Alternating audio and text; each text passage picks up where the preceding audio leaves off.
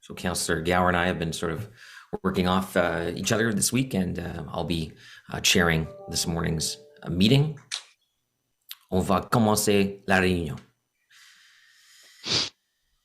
Il est important de souligner que la ville d'Ottawa se trouve sur un territoire non cédé de la nation algonquine Anishinaabe, dont la culture et la présence ont enrichi et continuent d'enrichir ces terres.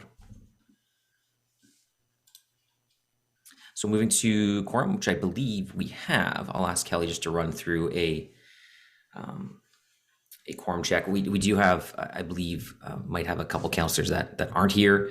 I know some are still without power, but we do have enough to be able to carry on with the meeting today, which is required because we do have at least one item that must be dealt with due to statutory requirements. Councillor Brockington, which I see him as an attendee, so he might need to accept the prompt. Councillor Kuche. Present. Councillor Curry. Here. Councillor Dudas. I'm here. Councillor Hubley. You need to accept as a panelist. You should have a prompt. Okay, they present, I'm guessing. Councillor Kitts. Here. Councillor Leeper. Councillor Menard may not be able to attend. Councillor Tierney. Present. Councillor Moffat. Here. And Councillor Gower. Here. You have quorum. Thank you. The benefits of thin walls at City Hall is that Jeff can just yell through the wall to Councillor Brockington.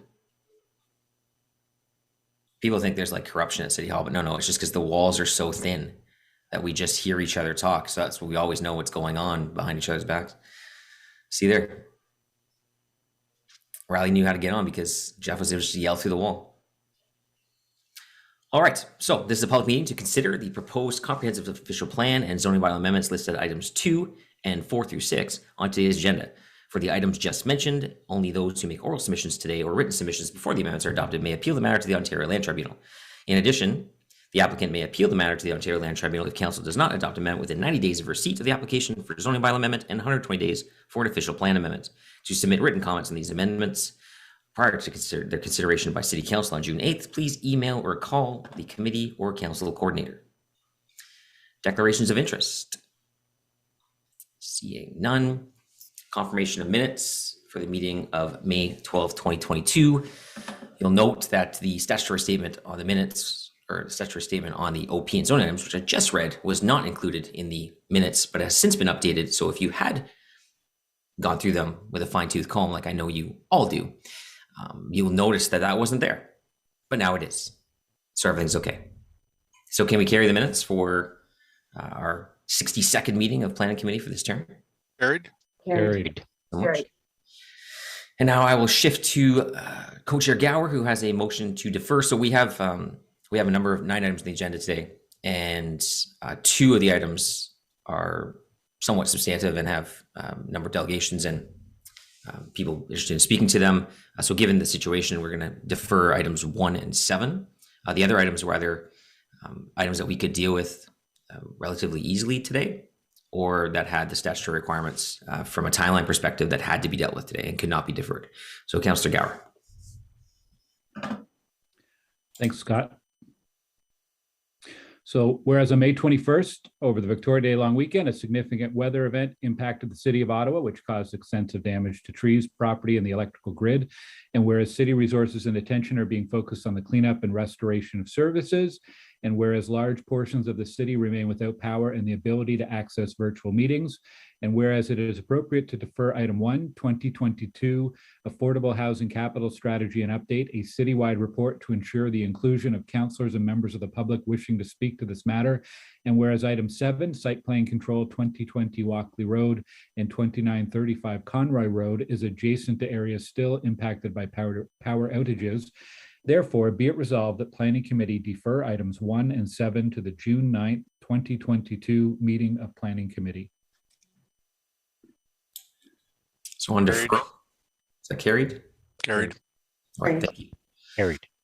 So we'll then run through the rest of the agenda. So items 2 and and 3 are both 311 Somerset, 23436 O'Connor Street. One's the official plan zoning bylaw. The other one is the heritage permit, which went through the Build Here subcommittee a couple weeks ago. Item 4, so we're holding that because we do have some speakers on that. Item 4 is a zoning bylaw amendment for 180 Canada Avenue. We do have 1 or 2 speakers on that, so we will hold that as well. Item number 5 is zoning bylaw amendment for 353 Jerry Lalonde Drive. We don't have any delegations on this. It's a series of back-to-back townhomes in a subdivision out in Councillor Kitz's ward. We have the applicant here, but my guess is the applicant would be okay not to speak were we to approve this. So Through is that you, correct? Mr. Chair, yes, we are here to answer questions if required, but otherwise are okay to continue. Okay, thank you. So on item 5, is that, usually I like to read out the, just bear with me here.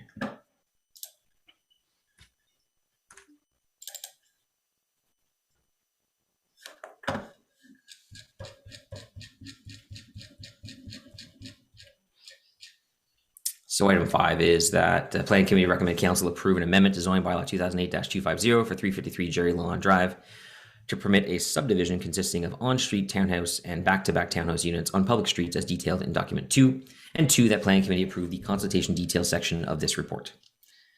Is that item carried? Carried. Carried. Thank you very much.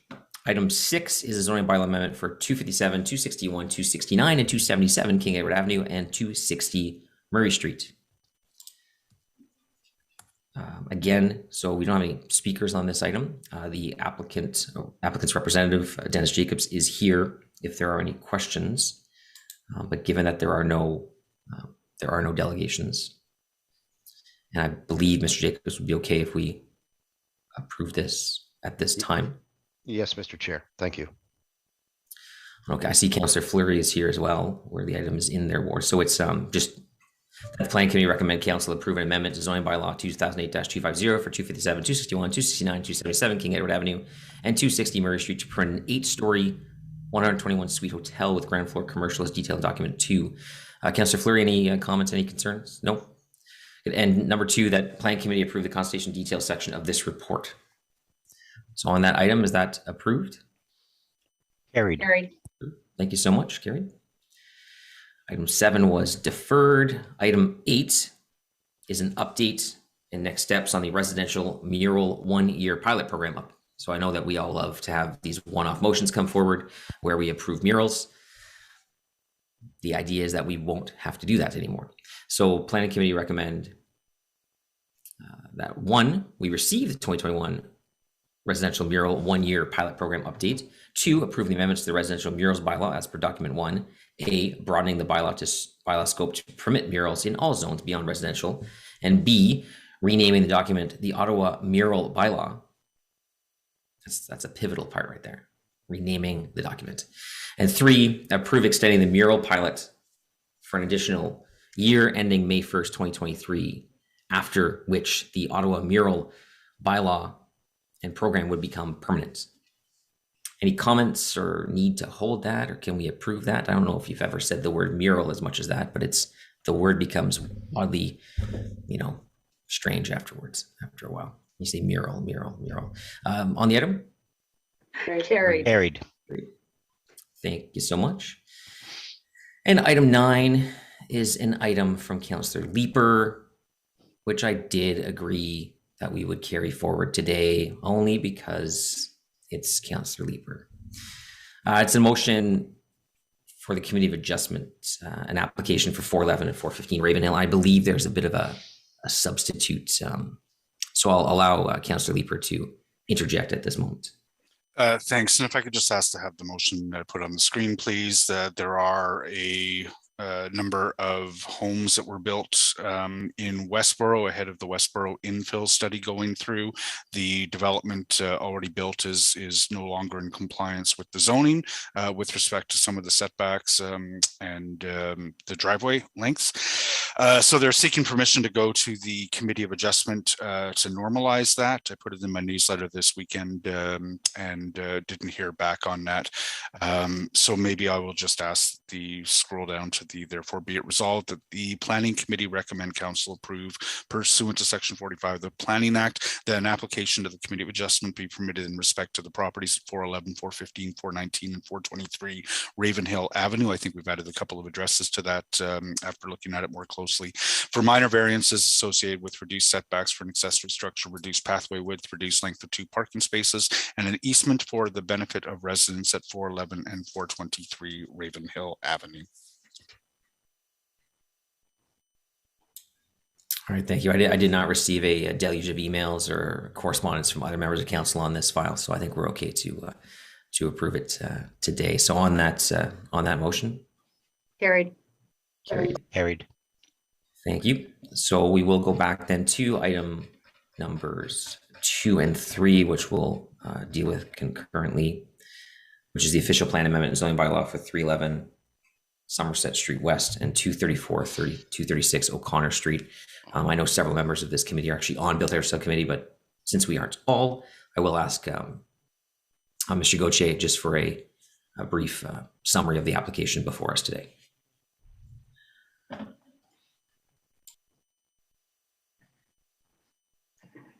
Okay, so we have an official plan amendment, a zoning bylaw amendment, and new construction at 311 Somerset Street West and 234, 236 O'Connor Street.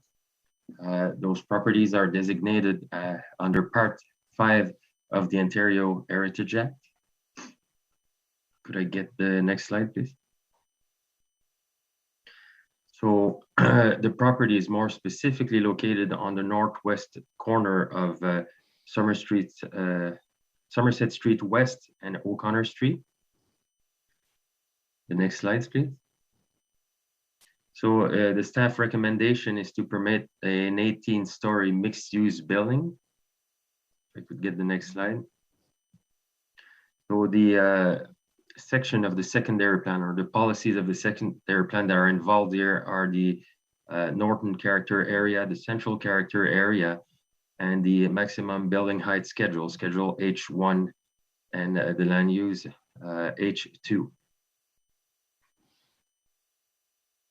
So the zoning bylaw amendment is to rezone the entire property as TM with an exception and a height schedule to make sure that the development will happen as discussed throughout the process. Could I get the next slide, please?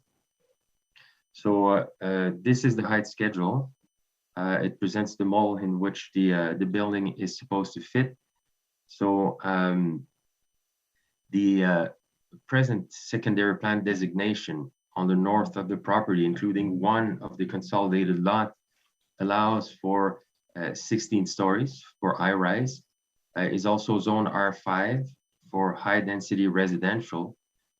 The remaining 3 properties to the south are designated TM and under the secondary plan are permitted to go up to 9 stories. So what's being done here, as you can see with area B, is a 4-story podium, a brick podium that wraps around the development. This to ensure scale with the existing build form and character around. You also see area A as being the footprint for the tower, which is a very small footprint, 614 square meters. And I should point out that the urban design guidelines allow for maximum of 750. So we're talking about a very slim tower on a podium, which presents significant step backs. If you look along Somerset Street, in addition to the setback of the podium, where public art and trees are being proposed, an additional 6.4 meter step back, and it's being put at 6.4 just to allow for a little wiggle room during construction, but in reality, it's going to be closer to 6.5. So you get on top of the 4-story podium, a 6.4, 6.5 step back for the tower. And also to the west, in addition to the inter side yard setback, we also get a 3.5 meter tower step back on top of the 4-story podium. Why a 4-story podium?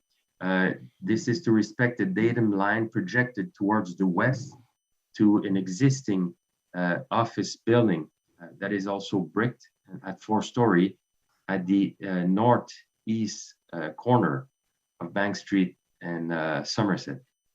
It's also important to look at Area D on top of the height schedule.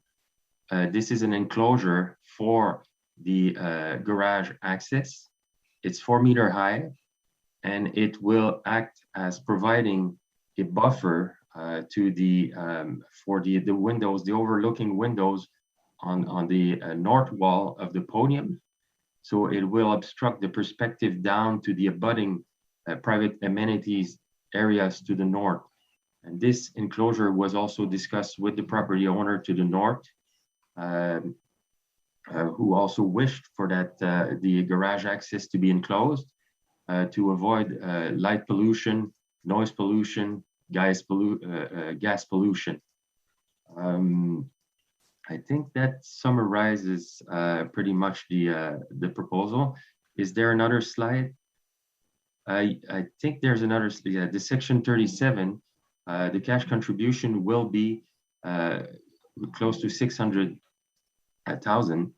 Most of it going to the Ward Affordable Housing Fund, with 50,000 to future community gardening needs in the ward. For the non-cash contribution, we'll have publicly accessible bicycle parking, a bike repair station, 11 electric vehicle charging stations, energy efficient building technologies, public art, and the public art, there's a potential for 3 pieces along Somerset at the corner and along O'Connor, and 7 large units.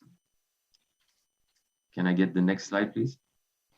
Yeah, so just to show you the property from different perspectives. So the image to the left is perspective from Somerset, and to the right is from O'Connor. So the green grass that you see there is part of the consolidation. It's there used to be a house on the property, got demolished.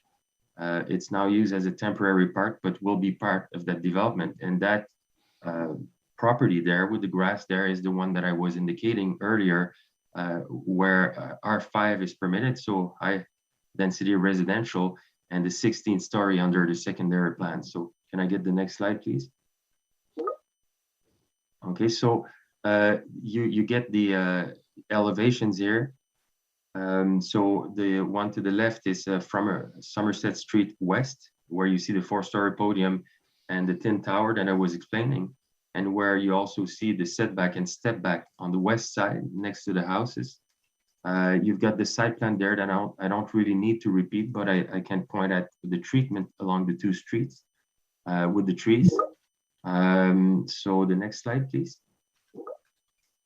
And now you see the west facade with the podium, and you can see on the left of the west facade the significant step back along Somerset. You also have the east facade that demonstrate that the podium wraps around the entire development, the brick podium. So because of the brick house that are adjacent to the west. And you also get to see the north facade. If you look at the bottom of it, you get to see the ramp enclosure that I was referring to. So throughout the subsequent site plan approval process, we will deal with a landscaping plan that will provide for landscaping on top of the garage enclosure to soften its appearance. And I should say that the garage enclosure was kept to a minimum of 4 meters. In reality, the enclosure will be closer to 3.9, but again, we've given a little bit wiggle room for construction. Can I get the next slide, please? This is very important because this development went to UDRP on 2 occasions.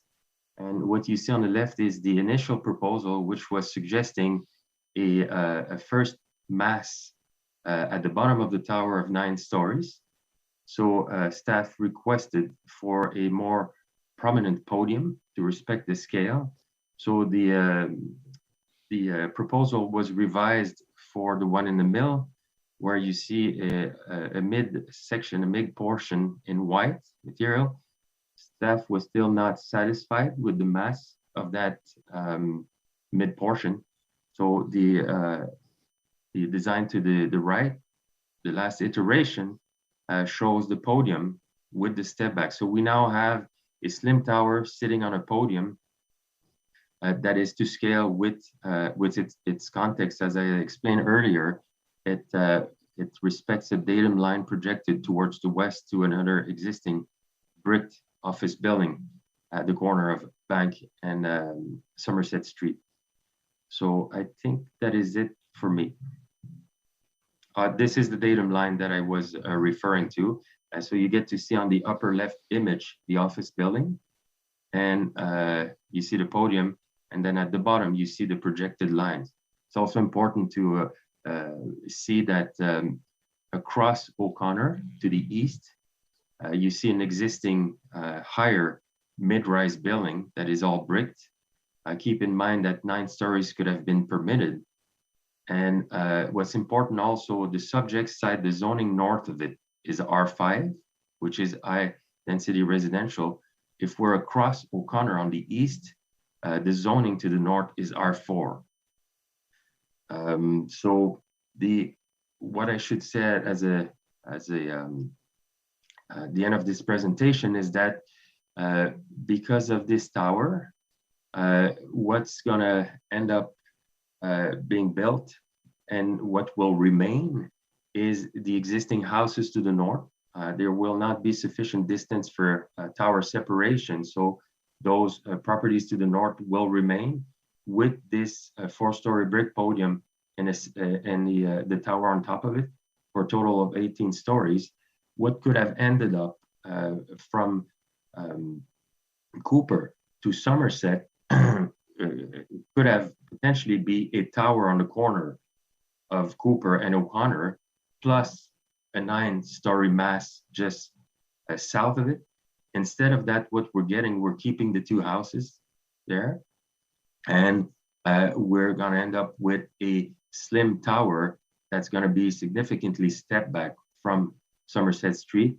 And as you can see, it also uses a more discrete material in addition to having a small footprint. So this is my presentation. Okay, thank you, Steve. I appreciate that. I know Ashley Kutsar was here as well, and she was working on the heritage aspect. I'm not sure, Ashley, if you had anything to add in addition to what Steve presented. Actually, Co-Chair, not very much. Steve touched on most of the aspects. I was just going to talk about the HCD guidelines from the study, which echo essentially what's in the CDP policies. Okay, all right, thank you. So both Steve and Ashley are here for questions. If those arise after we go through the rest of the presentations, we'll go now to I believe Tim Bede is here presenting on behalf of the applicant, if I'm not mistaken.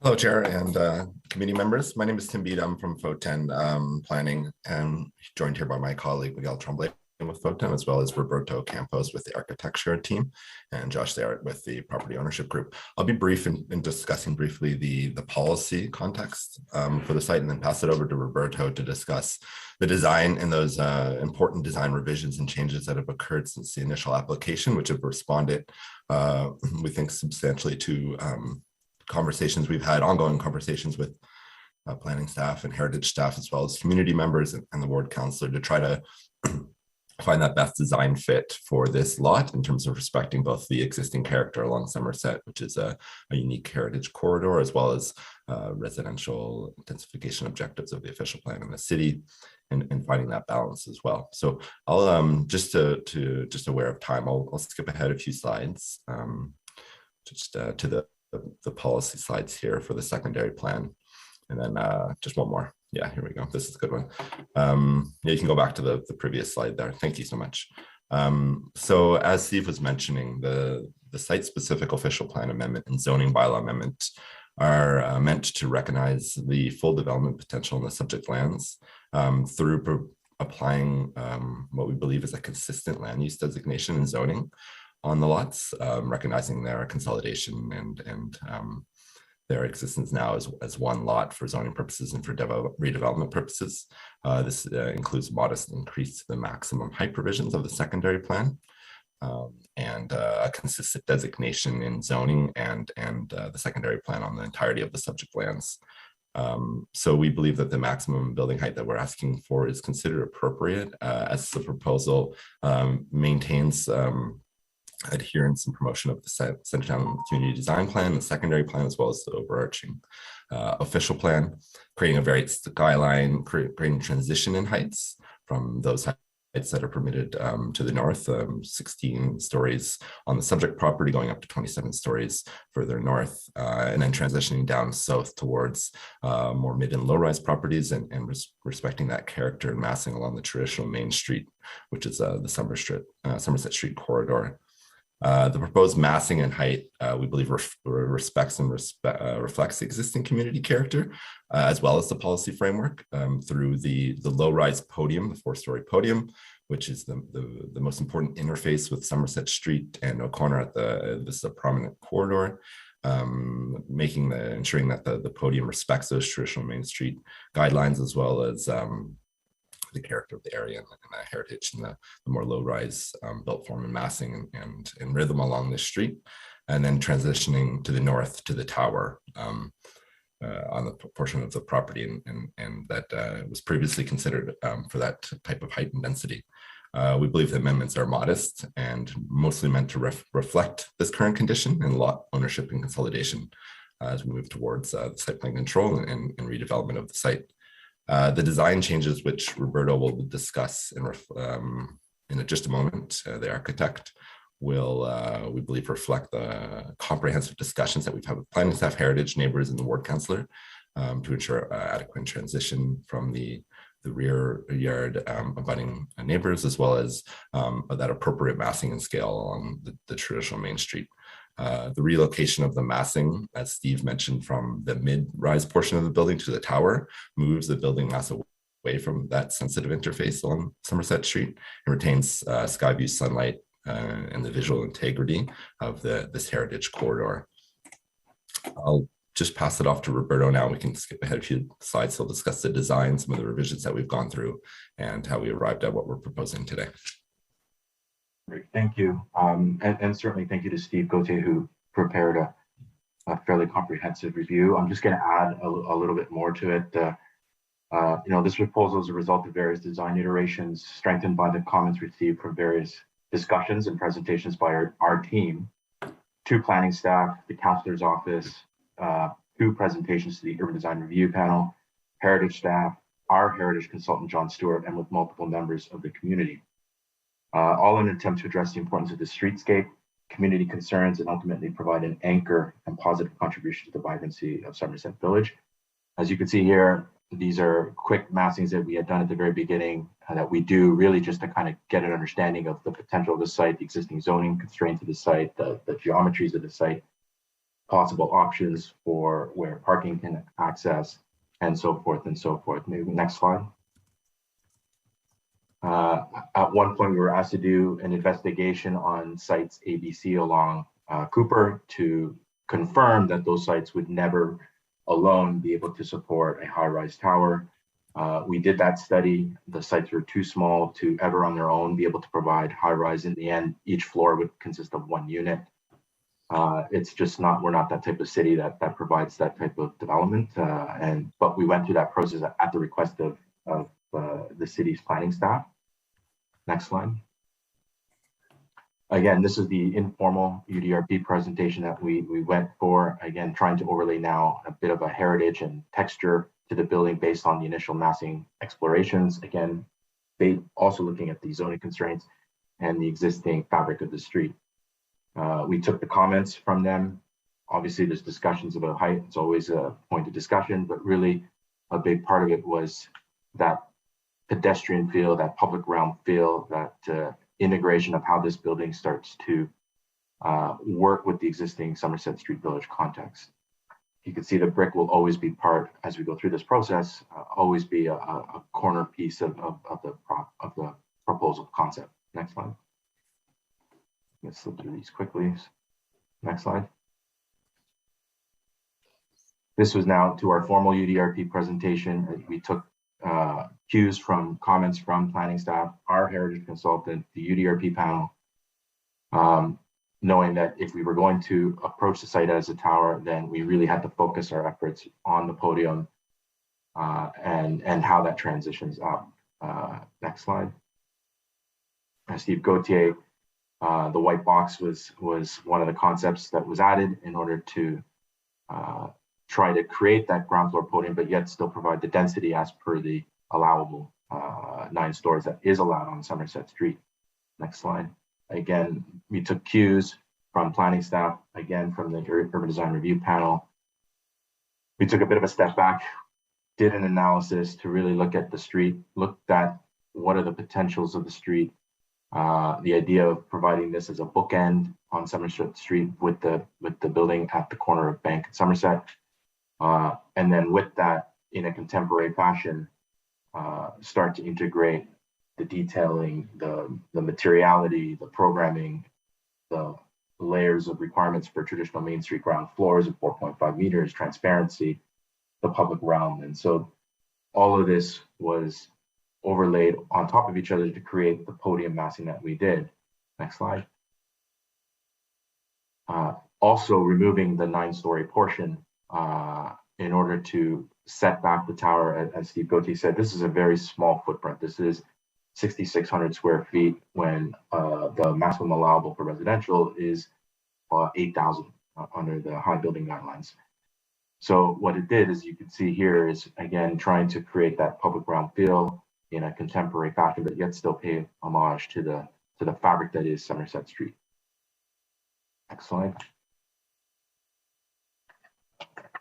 Again, I think most of you have seen this now, again, to show kind of the relationships of that continuous ground plane. I think overall, what we really wanted to highlight was over the last year, we worked collaboratively, not only addressing the feedback from planning staff, the urban design review panel, contrary to what some of our fellow speakers might say, heritage staff, planning staff, the councilor's office, and those of the immediate neighbor. The massing was adjusted to remove the 9-story portion away from Somerset Street at the request of the urban design review panel, heritage staff, and the councilor's office.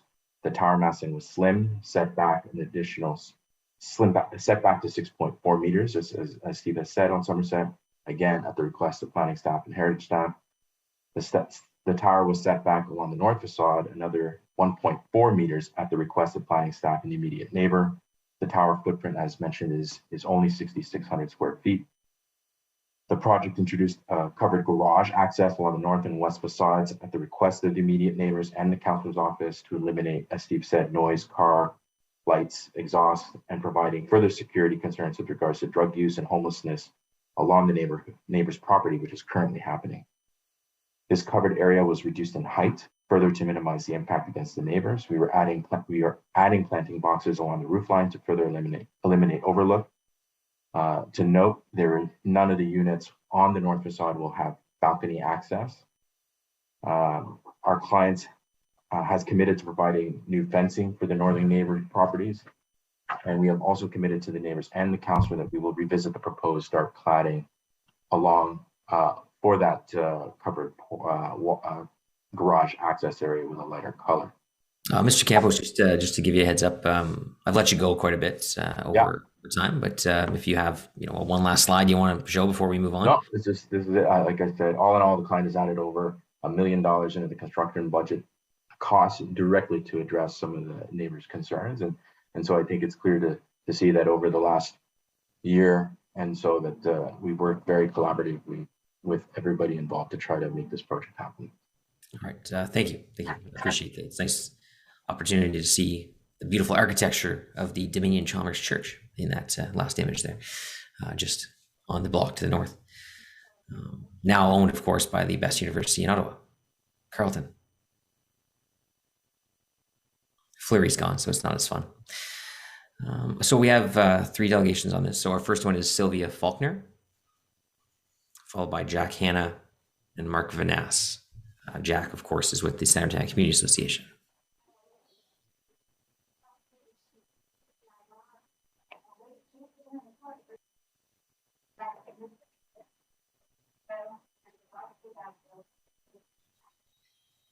Oh, sorry, Sylvia, I had you on the list as Sylvia, and I called you such, but it's Sylvie Faulkner.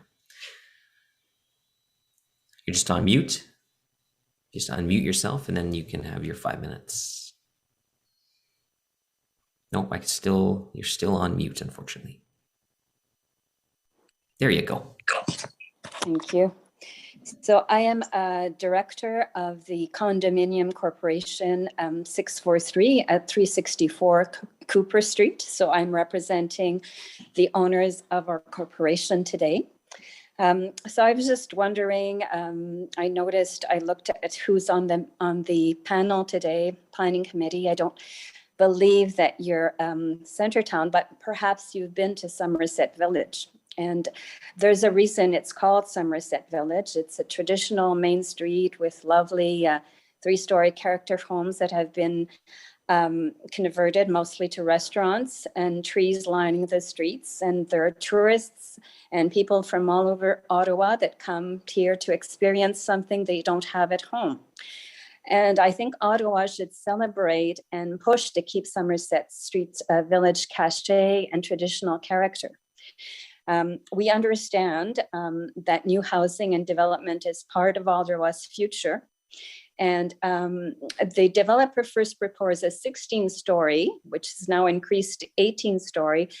And I believe, as Steve Gauthier mentioned, that this site is the small portion of the site is a maximum of 16. So I don't understand why it's now 18. It's much too high. It's twice the height that the UDRP recommended, which is 9 stories for the site. It also creates a precedent, and it does nothing to complement the character of Somerset Village. I know that they talked about a bookend, but the bookend is not 18 stories high, I'm sorry, and it's totally disproportionate with Bank and O'Connor and Somerset. Finally, the architecture of the building itself is, I have to say, is unattractive. The 4-story portion or podium is a nod to the traditional street district, but the 14 stories above is just a high gray tower. It might be slim, but it literally towers over the entire streetscape and surrounding city blocks.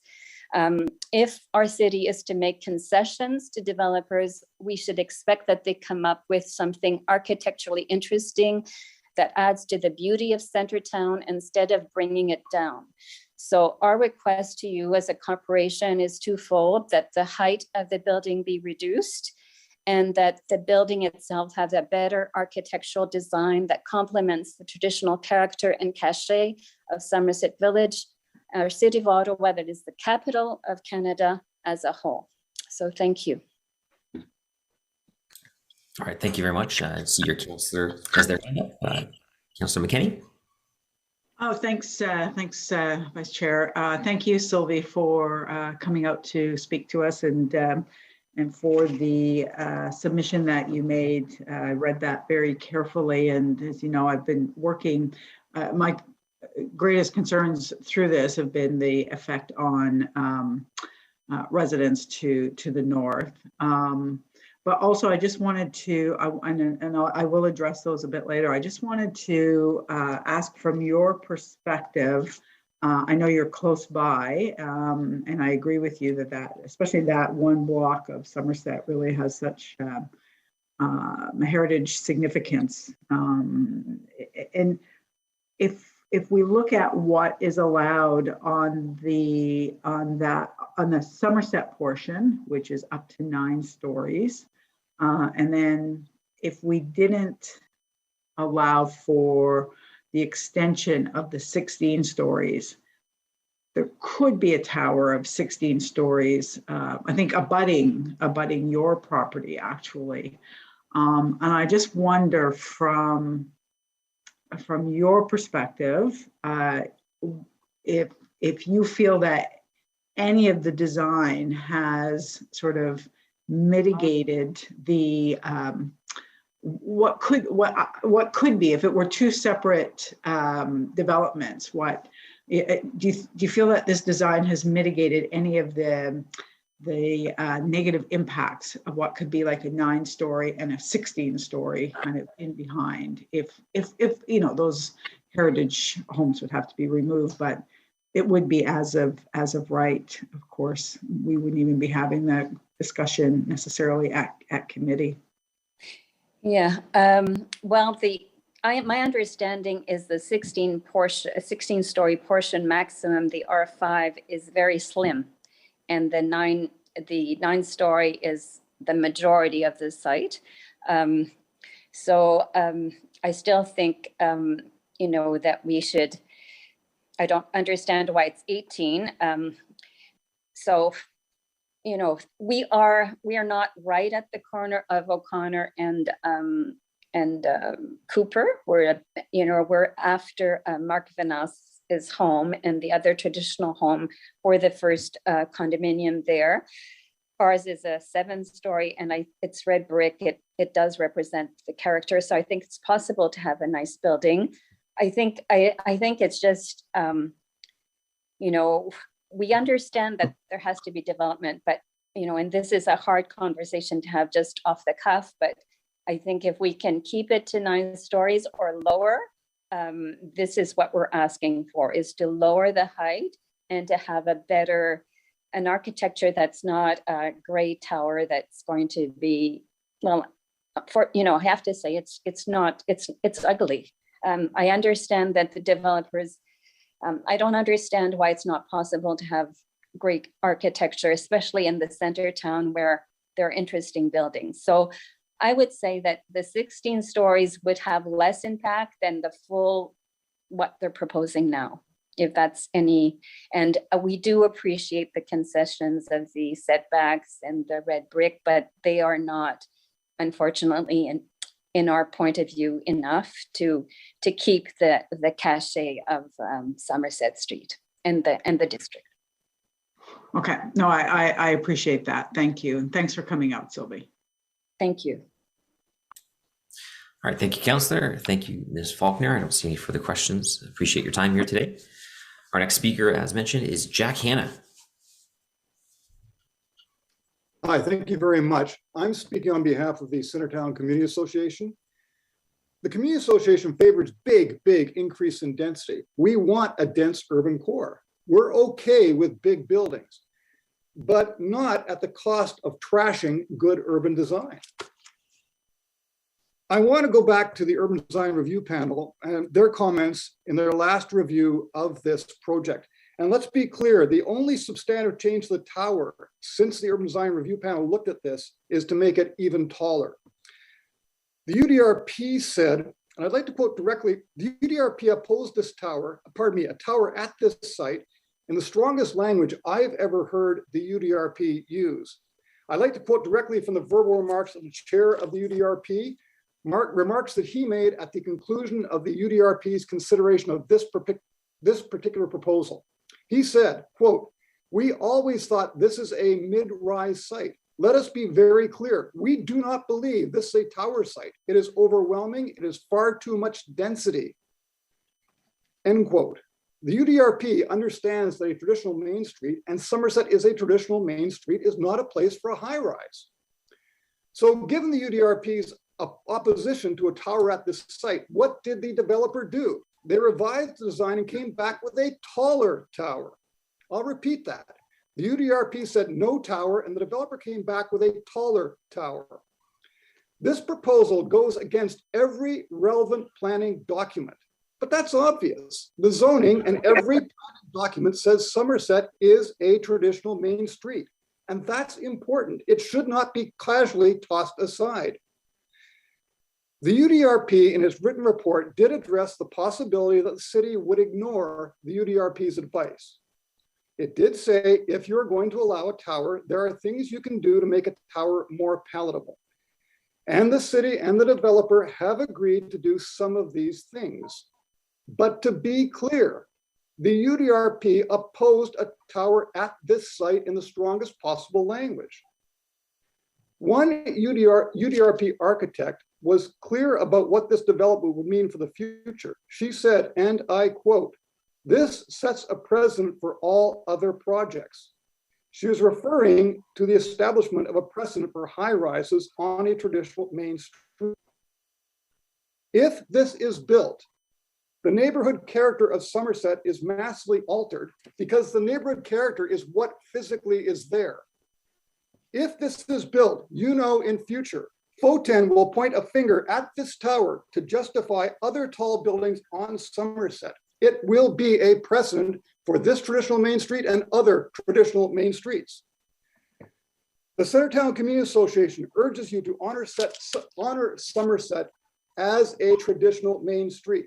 Do not put a tower there. Do not set a precedent for a street with a delightful character that should not become a canyon of high rises. Preserve the heritage character of Somerset.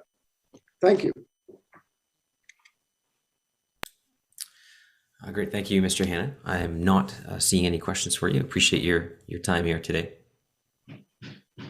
Our next speaker is Mark Vanass.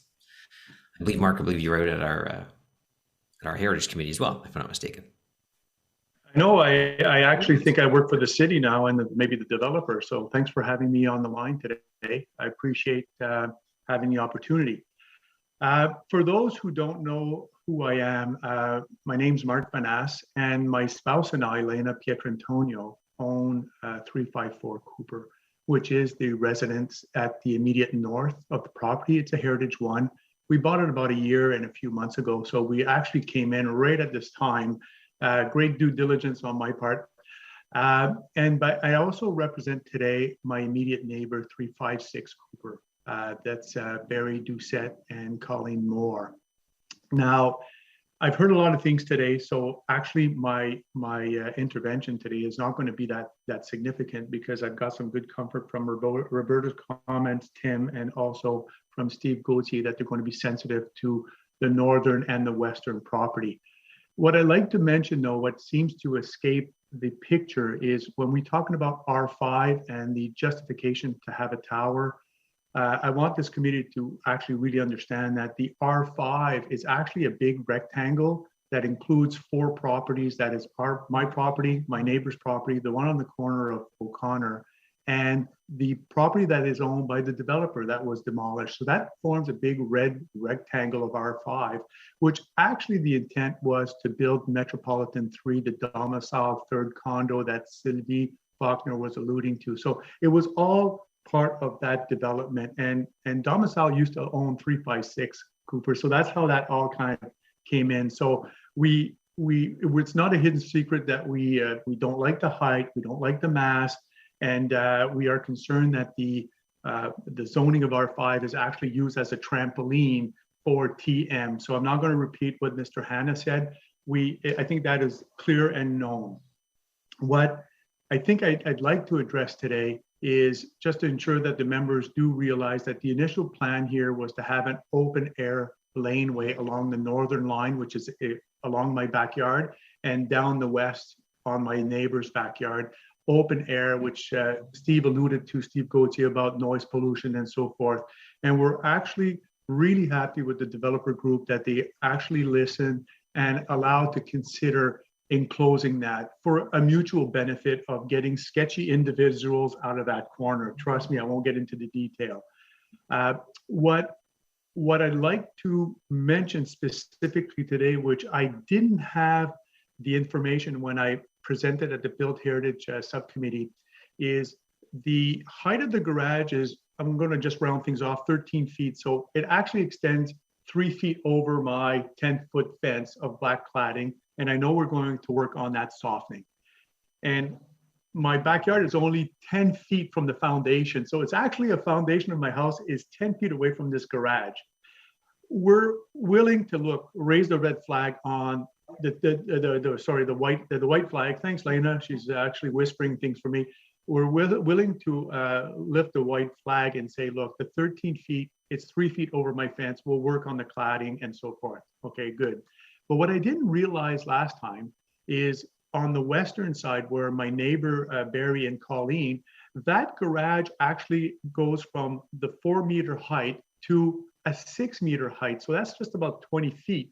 And that's black cladding in a great chunk of their property on the west side. So the softening for my 3 feet of black cladding is actually pretty easy compared to what Barry and Colleen will have. So I know, and thanks to the transparency and the openness, the developer group did take a call from Barry Doucette to say, look, can we work on this? Because it's actually a real big eyesore on these two, the only two residential heritage single family homes that are in that corner, right? The corner that's not, you know, part of the streetscape, right? We're always looking at this from Somerset and O'Connor. We're looking at the back end. So I asked the committee to make sure, and I know my counselor is actually working hard to make sure that this actually is addressed for the sake of those heritage homes. So on that note, I cede back 35 seconds, which is 34 seconds better than I did last time. So there you go. Thank you very much. Great. Thank you very much, Mr. Vadas. A question for you from Councillor McKenney.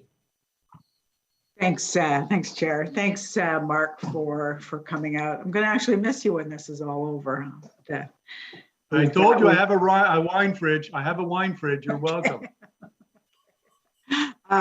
Probably take you up on that.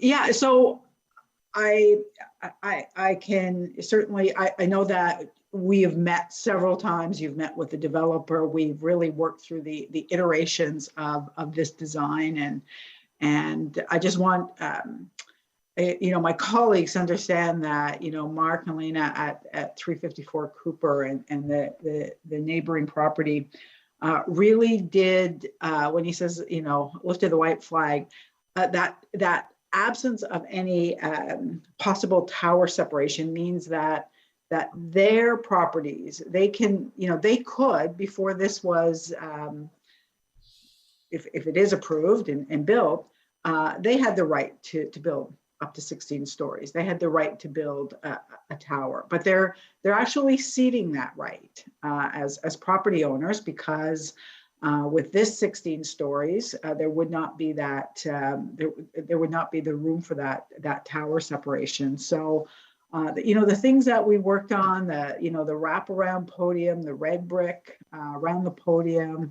The enclosed garage was important. It would have been nice to move it into the center. We didn't get that far, but we did get the enclosure. So just to say again, and you know, I brought this up at Built Heritage, and we'll continue to work on it.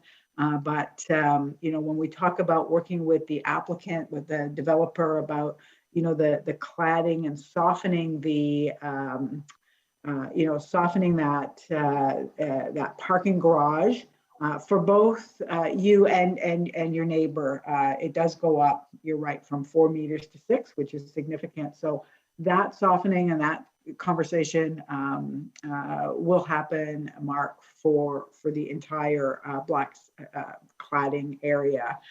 It was what I intended when I gave the direction at Built Heritage. So I do appreciate you coming out. I appreciate your perspective on this. This has been a long process. And I did just want to reiterate kind of the concessions that you as a homeowner gave up, you know, to get some of the improvements back on this development. So thank you for your time and your always you know, ensuring that it was always looking towards a better development. Thank you. Thanks, Chair. Great. Thank you, Councillor. Thank you, Mark. Appreciate seeing you again. Okay, cheers.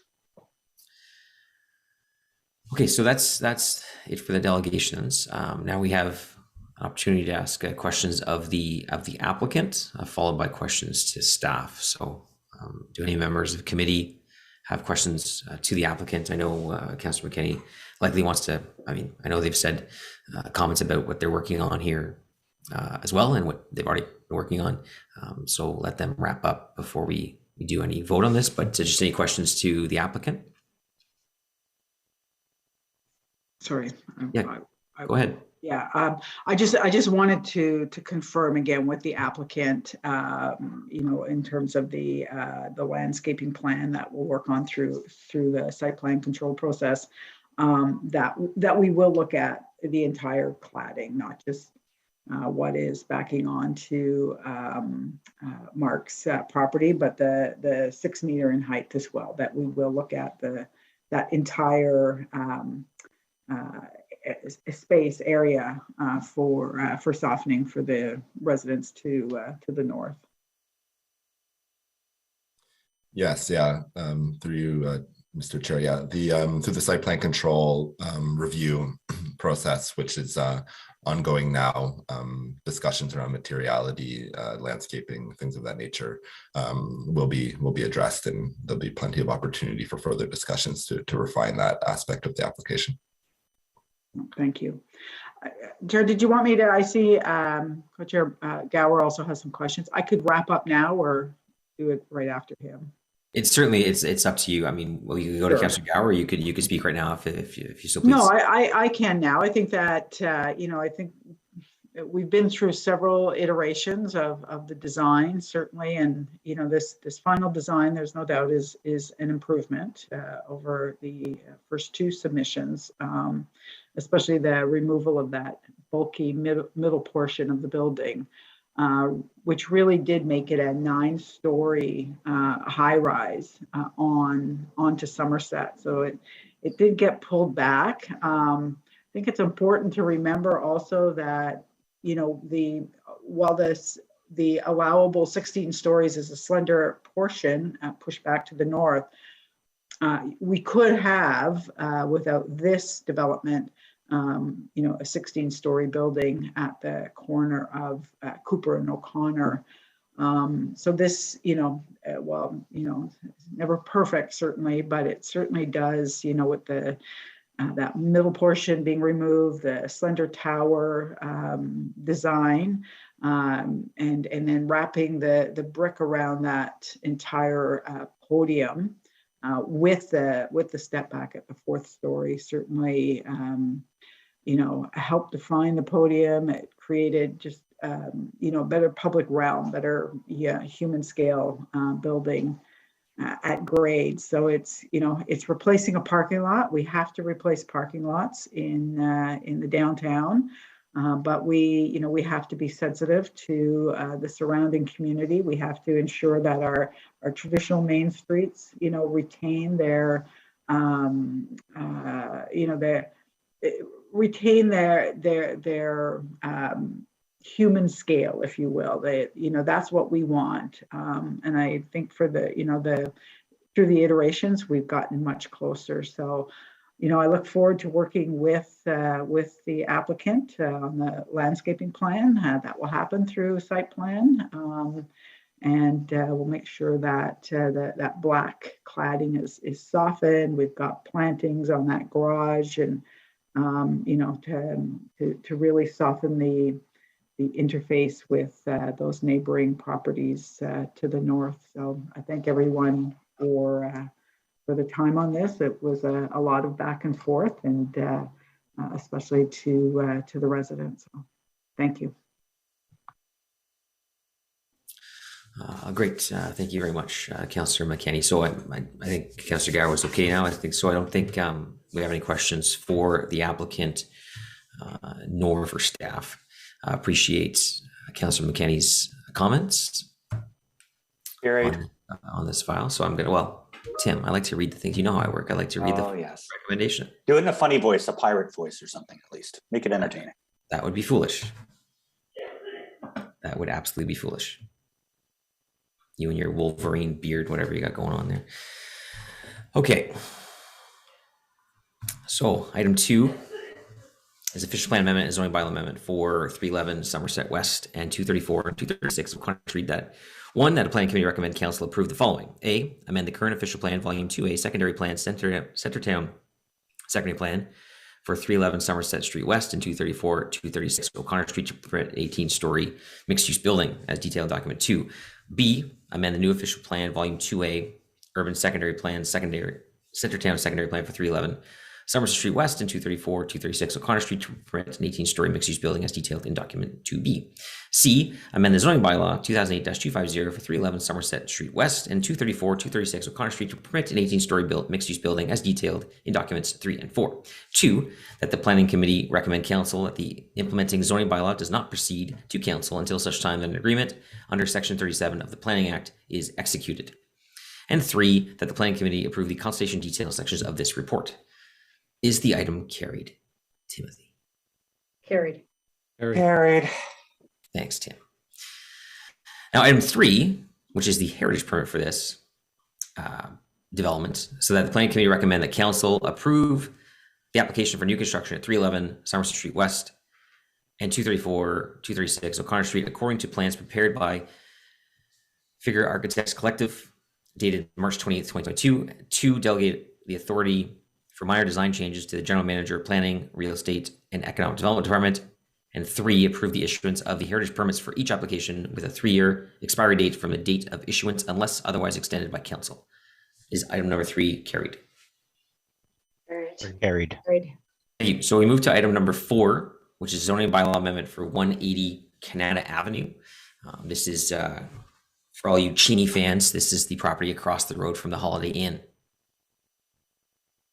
Not sure how many early 2000s hip hop fans I have here, but anyway.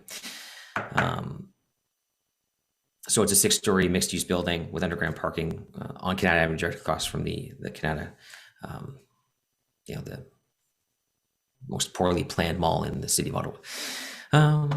So personal opinion only. So we do have a couple speakers on this item. I'm not sure that we need, I mean, it's a pretty straightforward application in terms of what it looks like. If you've seen the report, you see the development as it's laid out on Canada Avenue. I don't know if we necessarily need a presentation from staff on this, but we do have a couple delegations. So we can go straight to that if the will of committee. I think Councillor Moffat, that staff may have to answer a couple questions after the delegation, but sure. Okay. Yeah, we can, if there's questions, we can have them sort of queue up the slide deck to see what but again, it's a 6-story mixed use building. 1 story has a certain design. Top 5 stories have a different design. It fits in with the landscape and again, directly across from the commercial plaza.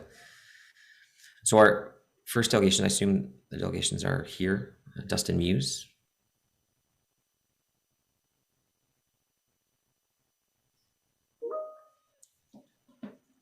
Oh, right. I just got a message. Delegation. We have delegation from the applicant as well, which we should go to first. Sorry. So we'll first go to the applicant on this, which is Tiberge Holmes, and Jeremy Silbert is here, as well as Caleb Blakely and Greg Mignot from Novatech. Yes, thank you, Mr. Chair. I can speak briefly to this on behalf of the applicant. And I guess at this point, we have prepared a presentation, which we'd be happy to offer, but perhaps we could hold off and simply respond to any questions following the public delegations, if that's your preference. Well, if you just want to zip through it pretty quick, just so that committee members and the public get a chance to see exactly what we're talking about here. Yes, absolutely. Yes, okay. Just for the record, my name is Caleb Blakely. I'm a planner with Novatech. So we filed this zoning amendment on behalf of Canada Woods, Inc. They were awarded the sale of this property through a city initiative to grow the town center. I'm sure many people are familiar with the site. It's approximately 1 hectare of vacant land. It's bounded by city parkland to the west, which is to be expanded to the north in the future, as well as to the east is lands for future development similar to the site. Across Canada Ave is the Centrum, which is a regional shopping and entertainment center, as well as a transit hub for the community. If we go to the next slide. So this diverse mix of uses makes up the part of the Canada Town Center, which shows a bit more detail on this slide. If we skip I guess to speak very briefly to policy context. So as mentioned, this is part of the Canada Town Centre, which has been had detailed plans for its future growth for many years. So the site is part of the designation for the Central Business District. So that envisions a mix of uses at transit supportive densities and with a mix of uses to accommodate both residential and non-residential uses. If we skip to, we can skip the slide. So the site to accommodate a 6-story mixed-use building will accommodate approximately 300 residential units with commercial uses that line Canada Avenue and wrap the corner of the building as shown on this rendering. If we skip to the next plan, so this is the site plan that's to show the development. It illustrates a future public laneway that's to be constructed to the immediate east that will provide access to the site connecting to Canada Ave. So the majority of parking is to be provided below grade, although there is a fair number of spaces at grade which will accommodate visitors, commercial users on site. You can see there's a large amenity area to the rear for the residents, which will be kind of set within a backdrop of a rock cut, given the topography of the site. And then in terms of Canada Avenue, the site's intended to evoke a Main Street character in terms of wide sidewalks, street trees for shading, street furniture, and as well as a large open and accessible public area at the corner of Canada Ave in the future laneway. I can touch briefly on the purpose of the zoning amendment. So as mentioned, the development is designed in conformance with the official plan and the secondary plan for this area in terms of the use and built form, which will see this area transition towards more compact environment with a strong emphasis on pedestrians. So the purpose of the zoning amendment is to modify certain provisions of the existing mixed-use center zone. So the first amendment relates to the maximum floor space index. So that's to permit a slight increase in additional gross floor area of up to about 15% beyond what's otherwise permitted. And this is given the zone itself has a floor space index that is relatively low for this site, and its intended use is very much inconsistent with the maximum height, which actually contemplates high rise up to 11 stories.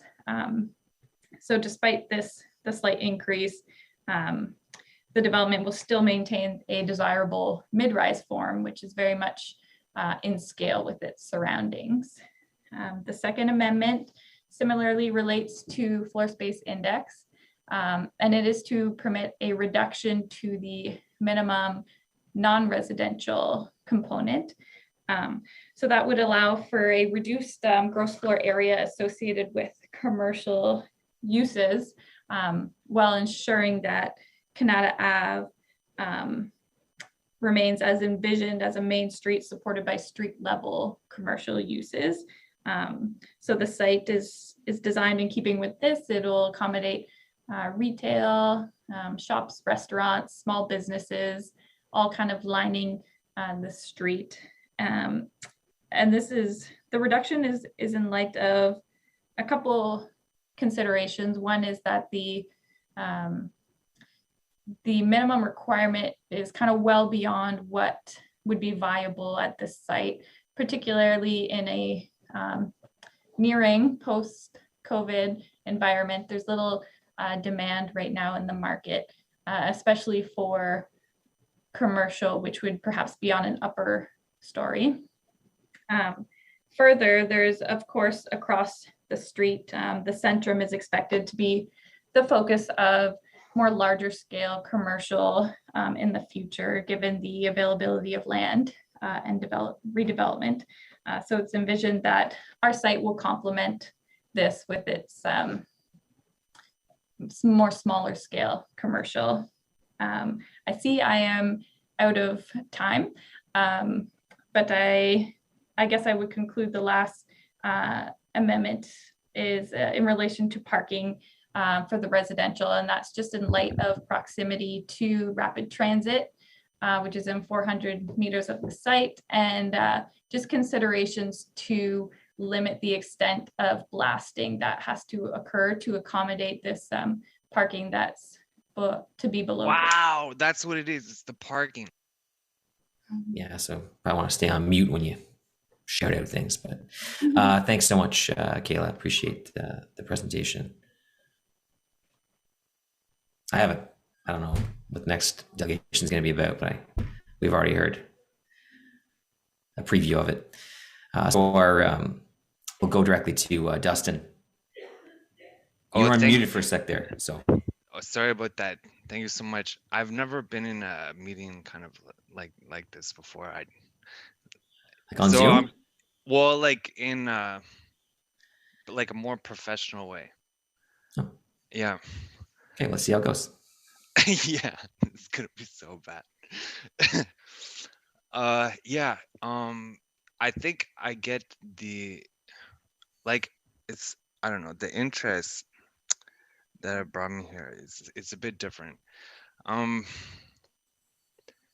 I grew up in the neighborhood, and it's like I think I understand the vision that the city has for the architecture or something of this place. Like, I get the concept and what they're looking to aim for. The problem is there's something else that's been living in that forest for like, I don't know, probably about 15 years, something like this. And there's a whole friggin' history behind it. But basically, like, there's, I don't know how to say it. There's like the place where the boys play or something like that. Like, there's, if you notice how with time and development, like, you look at the themes, right? Downtown, it's all grid, and then the evolution of the model.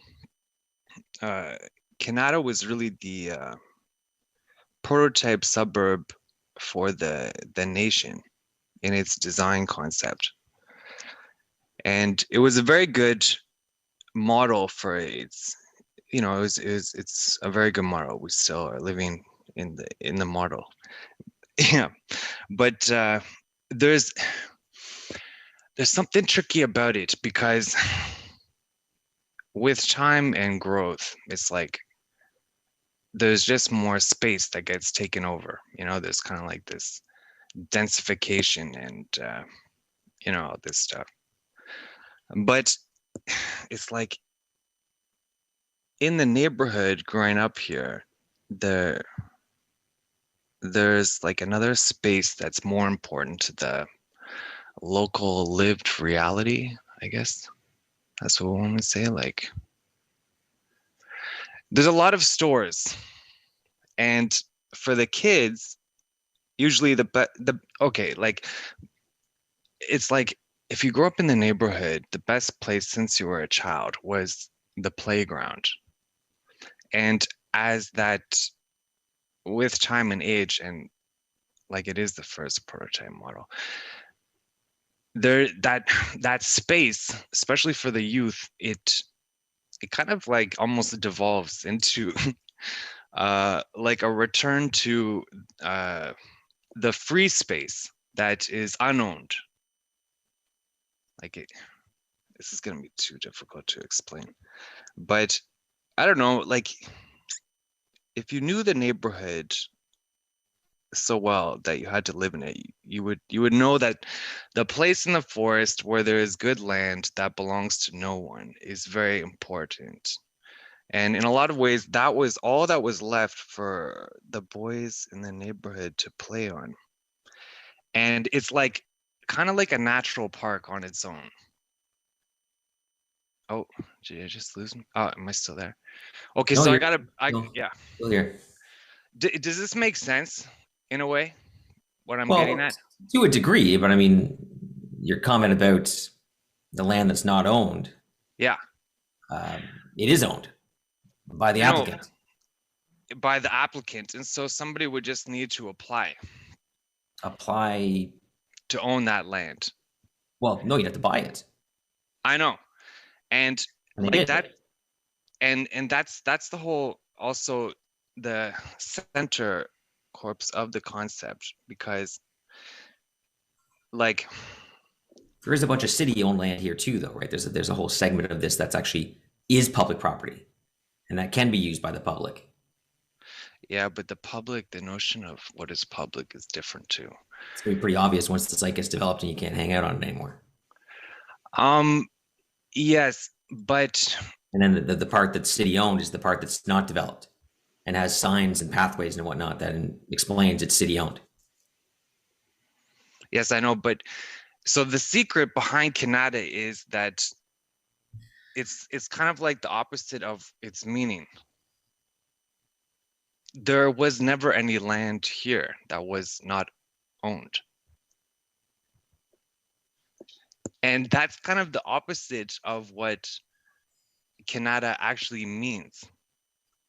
So it's like a paradox. And it's actually the way we come to understand like what the landscape means. You know, you guys talk a lot about like streetscapes and like all these architectural trends and stuff, which are nice. Those are things, right?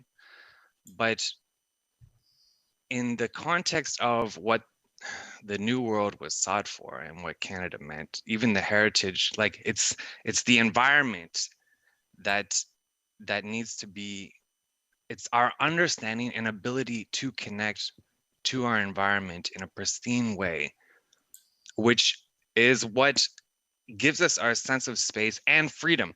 None of these environments are free. They're all owned. They're all someone's property.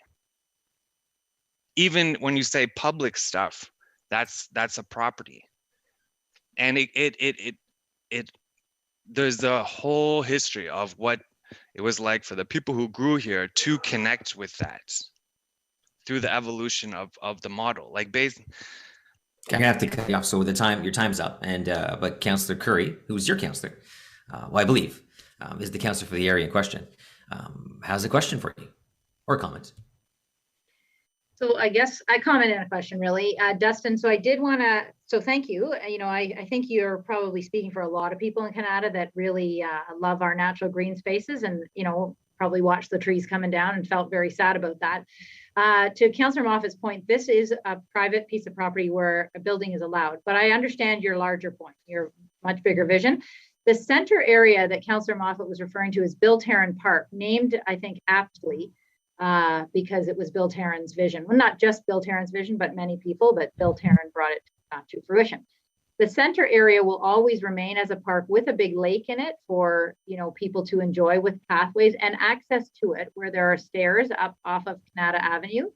So I just wanted to make sure that you did understand that, because I've had a lot of emails where people are asking me, is the whole park going? Because there's this building and then there's another building going next door. So I just want to make sure you do understand that that will stay. Yeah. The thing is that I know with the current plans, it's not going to be good. Yeah. It's gonna, like, because Bill Tarrant's Park was a very big failure, to be honest. Like, no one uses that place. And the place that gets used, you could say like what by the indigenous of the place.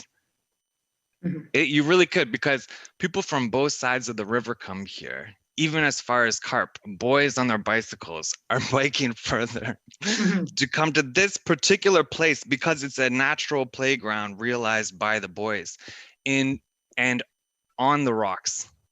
And that's very different. And because also I basically followed this for a long I'm just time. gonna jump in. I was convinced that in Right. 2010 the place was safe. And all these decisions are coming from the older generation without the inclusion or the approval of the young ones of the place. Anyone? Yeah, so I'm just gonna cut that off because now we're on to youth born in Canada being referred to as Indigenous. I don't think we have time for that here today. Councillor Curry, I assume you're done with that one. Yeah, I just want to make sure that that was clear to everybody that the Beltane Park will remain. These buildings are going to be circling that park and close to an LRT and close to commercial. I'll have other comments on that later, but I wanted to make sure that was not confusing for people. Yeah. All right. Thank you. Our next speaker is Nicholas Harish. Hello. Hello, Nicholas. Yeah. So I don't know. The main problem I see with this is that although you said like what was it, like 600 residential buildings or residential units, all backing onto that one road. Like I just don't see how that's going to happen. I just don't see how the traffic is getting manageable on that. Okay. Have you consulted the traffic management report that was attached to the zoning application? No, I'm just saying by my personal experience. Okay. Like, and the thing is, I agree with Dustin as well. Like, I know people who go in those forests a lot on the adjacent side to the plan. And I feel like it just doesn't make sense to construct something right there instead of just, somewhere in like a field. Like, why does it have to be right near the Beltane Park where like everyone enjoys themselves? Why does it have to be there? That's like my big question. Okay, well, I think I've already established that. Anything else? Yeah, that's just what I want to say. Like, again, like with all the traffic there, it's just not a good spot. Like, I don't see why you couldn't just put it like a different location. Okay.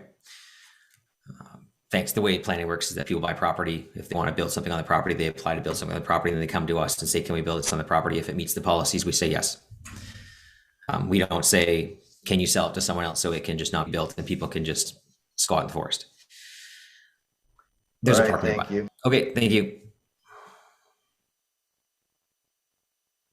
Any questions? I don't think so. Any questions for the applicants? Seeing none. Questions for staff? Seeing none. So the recommendation in front of us. Oh, Councillor Curry, go ahead. Yeah, I just want to make a couple of comments about the commercial. So we, in meeting with Penn Equity, who owns Centrum, and meeting with the Canada Central BIA, we've had a lot of discussions about what particular commercial will go there, because the end vision is that Canada Avenue will be a main street. And, we talked about this, I think, in Councillor King's ward a couple of weeks ago about how main streets sometimes are kind of a hodgepodge. This will be quite well planned with this building and then the next building beside it, with a center area that will allow for shopping and people to be walking back and forth, as I indicated, with the wide sidewalks. And across the street from that is, as Councillor Moffat said, the Holiday Inn, but also a Best Buy parking lot. It's a massive parking lot that is supposed to have commercial in it as well. But right now it kind of looks and feels nothing like a main street. But in meetings with Penn Equity and Canada Central BIA, we're going to be doing some surveys, finding out what people want. And Penn Equity is actually committed to putting the commercial there that would make it look and feel more like a main street. So this is step one of a larger vision for Canada Ave. So stay tuned for the next building that will be coming. And this building, there'll be more family units. The next building will be 55 plus. And we're also going to be surveying the people who live in the buildings all around Beltane Park to ask what type of commercial they would like. The builders are not saying they will absolutely do whatever we say, but they're going to try very hard. So it was a pleasure working with the developers here, because they are committed to making it feel and look like a main street. So I certainly would ask for your support on this. And I think it starts us off on a good plan for Canada Ave.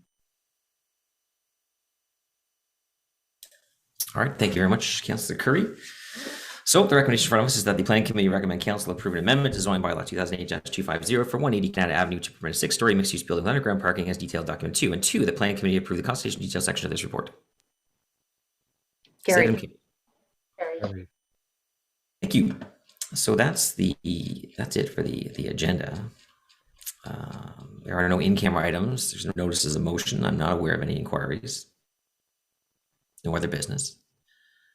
So on adjournment, is that carried? Thank you, and best of luck to everyone out there. I know that there's a lot of folks that are still coming online. I know half of the ward I represent is still out of power, and like Kathy, emptying their, well, if you're lucky enough to have a sump pit, you get to empty your sump pit and flush your toilet using your sump pit.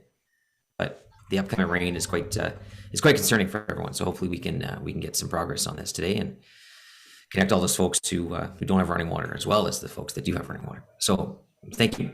Appreciate everyone today. Enjoy the rest of your day. Thank you. Bye-bye. Thanks, Scott.